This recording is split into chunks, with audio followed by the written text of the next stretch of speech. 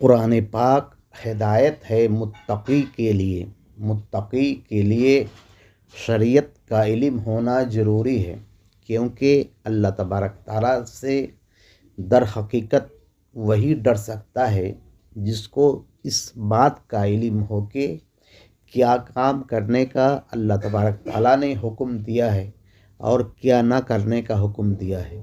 جب تک اس کا علم نہ ہو انسان متقی نہیں ہو سکتا۔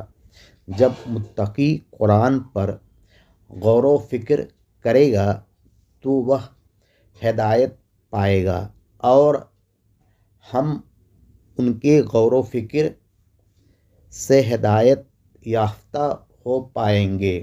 اگر غیر متقی قرآن پر غور و فکر کرے گا تو وہ گمراہ ہو سکتا ہے۔